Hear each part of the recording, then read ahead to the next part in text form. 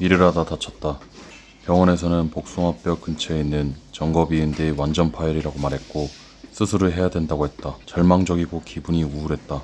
이내 수술 날짜를 잡고 병원에 방문하니 무릎까지 제모를 하라고 했다. 약국에서 제모제를 샀다. 냄새가 이상했다. 제모를 처음 해봐서 방법도 잘 모르고 생각보다 쉽게 되지 않았다. 그래서 이번에 왁스를 이용한 왁싱으로 방법을 바꿔봤다. 녹이는 것도 쉽지가 않았다. 얼추 어느 정도 녹인 후에야 바르는 것을 시작했다. 그런데 왁스가 순식간에 묻어 바르는 것도 쉽지가 않았다. 왁스를 이어붙이는 건 더 어려웠다. 떼는 순간 후회를 했다. 때로는 온도를 잘 조절하지 못해서 많이 뜨거웠다. 망각의 의자에서 일어난 테세우스의 기분이 이랬을까? 왁싱을 더 떼어내면 살점이 찢어질 것 같았다.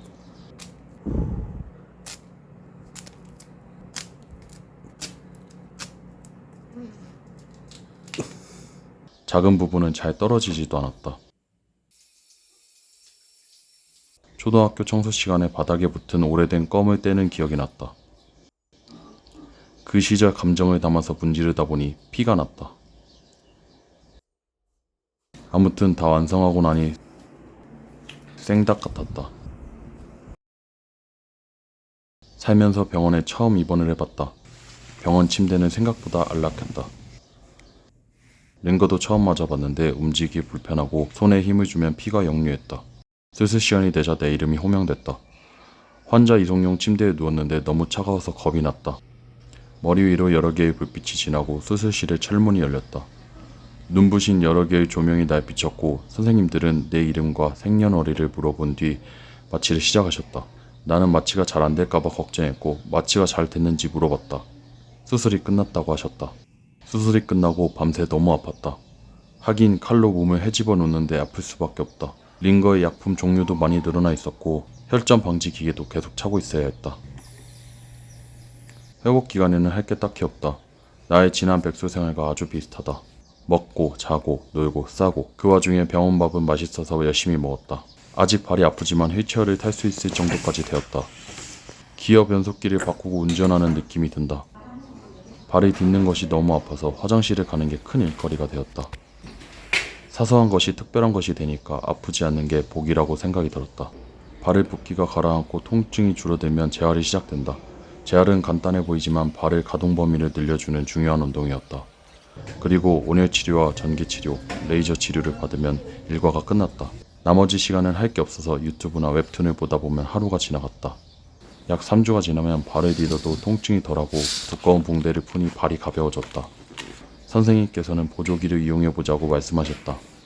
천천히 걷기 시작했을 땐 안심도 되고 정말 기뻤다. 하지만 아직 통증이 남아있어서 작은 턱조차 넘기 힘들었다. 내가 걸을 수 있을 때 가장 하고 싶었던 건 머리 감기다. 휠체어를 타고 발이 조금만 충격을 받아도 아플 땐 머리 감기는 상상도 못했기 때문이다. 오랜만에 머리를 감고 차가운 바람으로 말릴 때는 그 상쾌한 기분을 말로 이루 표현할 수 없을 만큼 좋았다. 여유가 생기니 장난도 치기 시작하고 밥도 남김없이 잘 먹었다. 약 5주가 되니 발이 정말 많이 좋아진 게 느껴졌다. 깽깽이 발로 킥보드를 탈 수 있을 만큼 좋아졌다. 이 정도 수준까지 도달하면 회복에는 가속이 붙는다. 재활, 식사, 휴식, 재활, 식사, 휴식, 재활, 식사, 휴식을 몇 번 반복하다 보면 어느덧 깁스를 하고 퇴원 준비를 하게 된다. 그리고 집으로 돌아갔다가 약 3주 후에 깁스를 제거하러 다시 방문한다. 이제는 걷는 것도 문제가 없다. 깁스를 제거할 땐 저 날카로운 톱날이 너무 무서웠다.